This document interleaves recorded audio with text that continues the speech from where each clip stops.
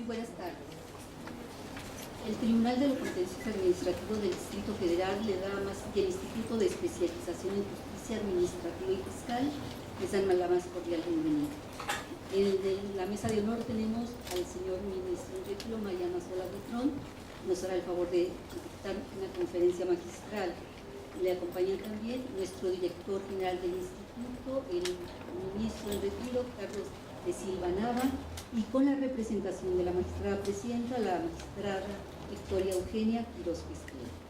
Bienvenidos también magistrados de sala superior, de salas ordinarias, de señores secretarios de acuerdo, compañeros todos. En primer lugar tenemos las palabras del ministro Carlos de Silva Nava, director general del Instituto de Especialización en Justicia Administrativa y Fiscal. Gracias. Es para mí un honor y un motivo de gran satisfacción el poder presentar a ustedes en esta ocasión al señor ministro don Mariano Azuela Buitrón, a quien he tenido el gusto de conocer de hace ya bastantes años y pienso o me siento honrado por su amistad. Lo conocí desde el año de 1968, cuando llegué a la Suprema Corte como secretario de Estudio y Cuenta,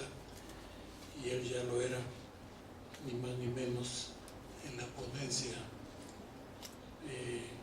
uno de los constitucionalistas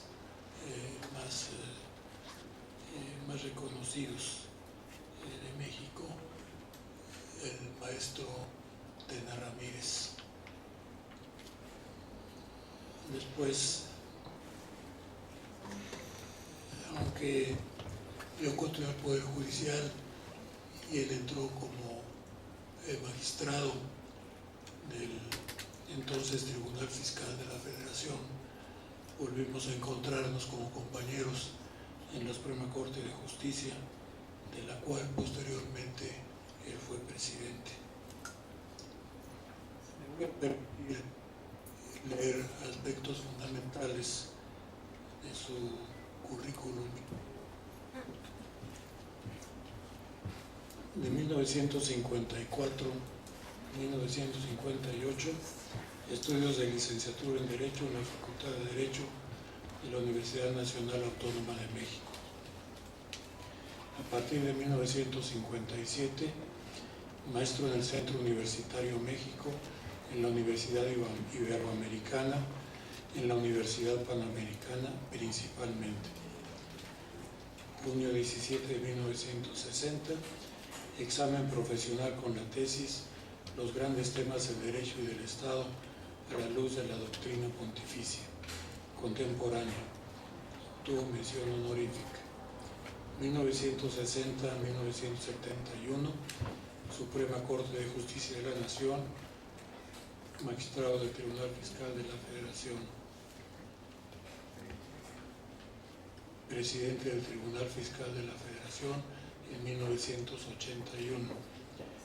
Mayo de 1983,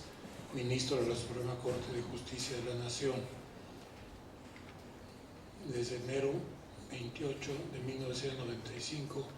a 30 de noviembre de 2009, ministro de la Suprema Corte de Justicia de la Nación, adscrito a la segunda sala de la primera fecha al 1 de enero de 2002 y del 1 de enero de 2007 al 30 de noviembre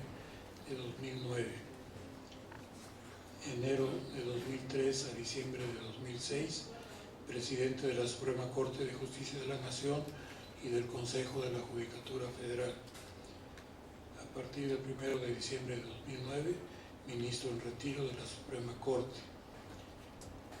Del 1 de septiembre de 2010 al 31 de agosto de 2014, director general del Instituto de Investigaciones Jurisprudenciales y de Promoción y Difusión de la Ética Judicial de la Suprema Corte de Justicia de la Nación,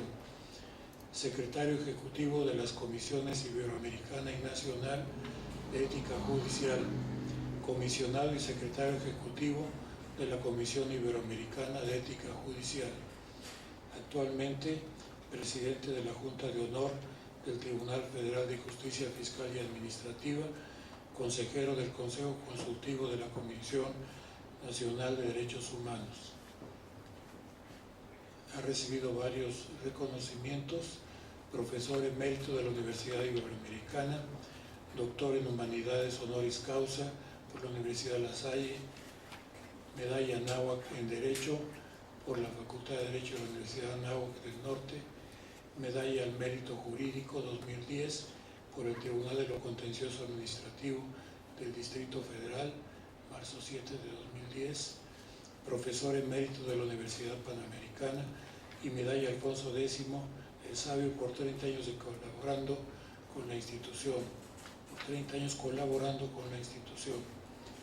Presea Ignacio M. Altamirano 2012 en la categoría de juzgador, entregada por el Tribunal Superior de Justicia del Distrito Federal. Profesor emérito de la Universidad Marista de Querétaro, doctor honoris causa por la Universidad Marista de la Ciudad de México. Es autor de diversos estudios jurídicos y sociales, entre ellos Derecho, Sociedad y Estado, coautor de la obra de la Suprema Corte de Justicia y el Derecho a la Vida, coordinador de la obra El Tribunal Fiscal de la Federación, 45 años al servicio de México, coordinador de la obra La Constitución Comentada, editada por el CONALEP, compilador y organizador de la obra Azuela versus Azuela. Tengo el gusto, pues, de ceder el uso de la palabra al señor ministro.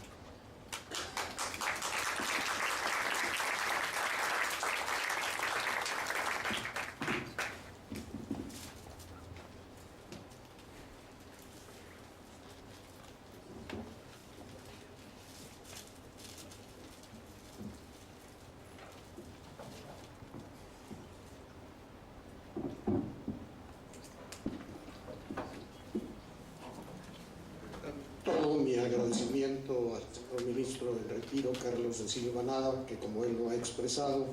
es ya un viejo amigo y que además pues tuvimos la fortuna de trabajar en la misma sala, la segunda sala, la sala administrativa de la Suprema Corte de Justicia, lo que nos permitió tener una convivencia realmente cotidiana y que de algún modo después se proyectó en lo que sería el Colegio de Secretarios de Estudio y Cuenta, Asociación Civil de la Suprema Corte de Justicia de la Nación, tocándome en suerte ser el primer presidente y a él el siguiente presidente, de modo tal que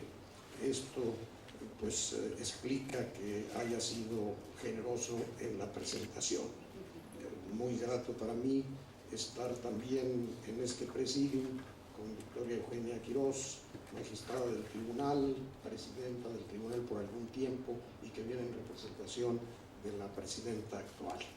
Muy grato estar aquí con ustedes. Desde luego, magistrados, secretarios, expresidente del tribunal, que me honran con su presencia. Por regla general, desde siempre, cuando yo acepto dar una conferencia, lo hago sobre la base de que de algún modo pueda ser útil esa conferencia. No se trata tanto de impartir grandes conocimientos, sino que, pues de algún modo mi inquietud es llegar a la conciencia, a la interioridad de quienes asisten a la conferencia, para que lo que digamos en ella al menos sea motivo de reflexión y pueda repercutir de algún modo en su vida. Esto, desde luego, implica lo que después vamos a mencionar como la libertad de conciencia. Yo, obviamente, por elemental sentido de responsabilidad, por autenticidad, pues tengo que manifestar lo que desde mi punto de vista constituyen aspectos fundamentales en la visión que tengo, especialmente del tema que voy a abordar. Pero naturalmente eso supone que seré igualmente respetuoso de la posición, de la libertad de conciencia que cada quien asuma ante algunos de los temas que abordaré y en torno a la perspectiva que daré de los mismos de acuerdo con mis convicciones. Esto también en torno al tema de la ética ética judicial en la vida diaria, pues me obliga a reconocer que la ética no se puede imponer con sanciones, ni tampoco se puede lograr a base de premios, sino que el comportamiento ético debe partir de la voluntad de cada persona y de la voluntad que se ejercita a través de la libertad cuando hay diferentes opciones, y que eso obviamente establece el compromiso de cada quien de actuar de determinada manera que estima conveniente. Entonces, llegar a esto